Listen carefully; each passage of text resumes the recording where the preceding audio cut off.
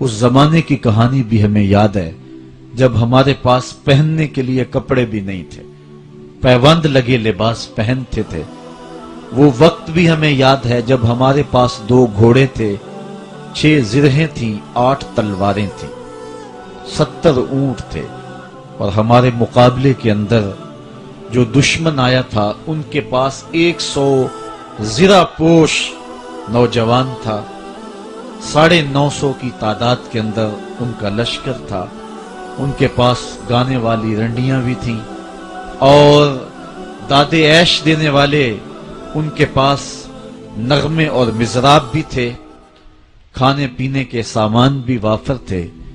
ادھر فاقہ مست لوگ جس کھجور کو چوس کے روزہ رکھتے تھے اسی کھجور کو چوس کے روزہ افطار کرتے تھے۔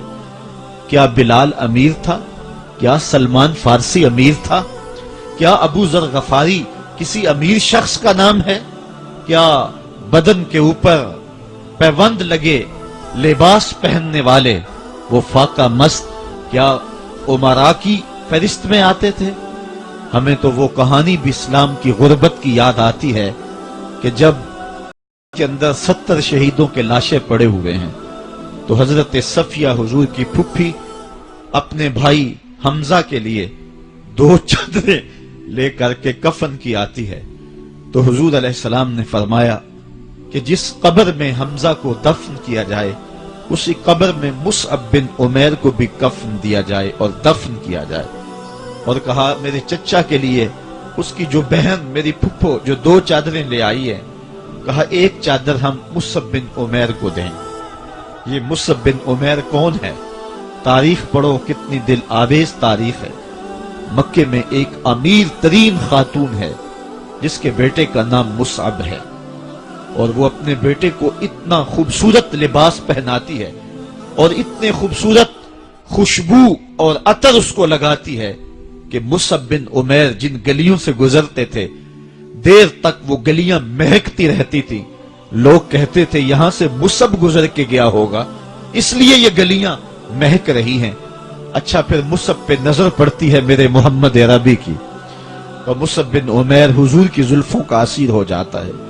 ماں کافرہ ہے، جب پتہ چلتا ہے تو اس کا لباس بھی چھین لیتی ہے، سہولتیں اور آسودگیاں بھی واپس لے لیتی ہے۔ پھر وہ وقت بھی آیا کہ مصعب بن عمیر حبشہ کی جانب ہجرت کر جاتے ہیں۔ مکے کے حالات کچھ تھوڑے سے خوشگوار نظر آئے تو وہ حبشہ سے واپس مکے جب پلٹے تو ان کے بدن پہ جو چادر تھی وہ جگہ جگہ سے پٹی ہوئی تھی۔ میرے آقا کریم علیہ السلام نے دیکھا تو حضور کی آنکھوں میں آنسو ٹپکنے لگے۔ کہا یہ وہی مصعب ہے جو اتنا خوش پوش نوجوان تھا کہ میں نے پورے مکے میں اس سے خوبصورت لباس پہننے والا کوئی دوسرا شخص نہیں دیکھا، اور آج میرے مصعب کو پہننے کے لیے جو چادر میسر ہے وہ بھی جگہ جگہ سے پھٹی ہوئی ہے۔ یہ اسلام کی غربت کی کہانی ہے، اور آج احد میں یہی مصعب بن عمیر شہید ہو جاتے ہیں اور ان کے لیے کفن بھی دستیاب نہیں ہے۔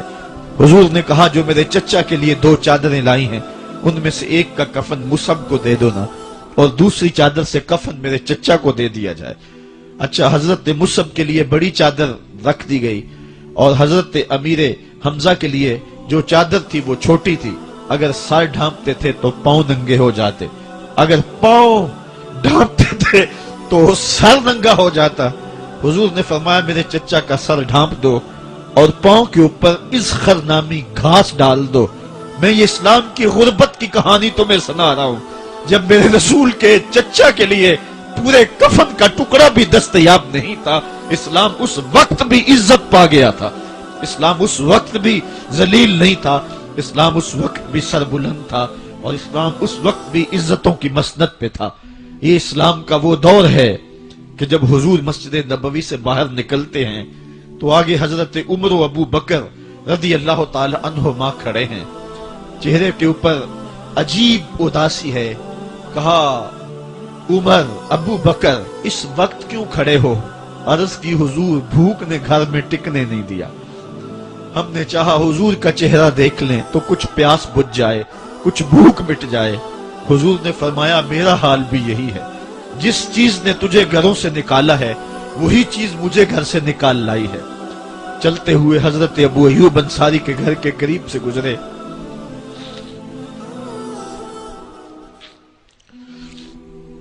حضور کی خوشبو پا کے وہ باہر آ گئے. عرض کی بندہ نواز آج میرے مہمان نہیں بنتے؟ حضور نے کہا تمہاری مرضی. گھر لے گئے, چٹائی بچھائی, حضور کو بٹھایا, گھر والوں کو بکری کا بچہ ذبح کر کے دیا.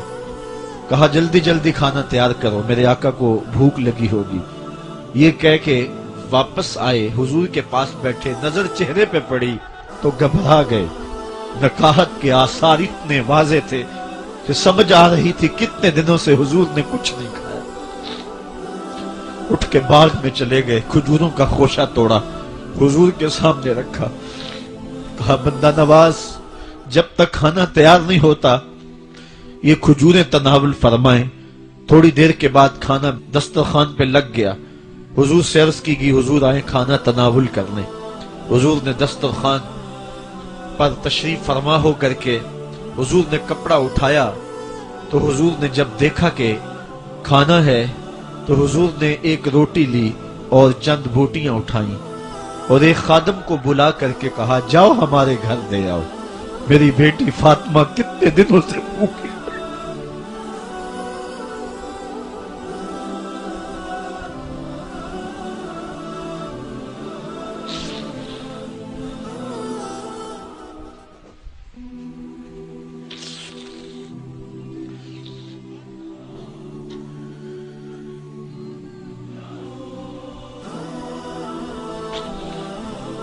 کہا جاؤ ہمارے گھر دے آؤ, میری فاطمہ کتنے دنوں سے بھوکی بیٹھی ہوئی. مال کے کونین ہیں گو پاس کچھ رکھتے نہیں, دو جہاں کی نعمتیں ہیں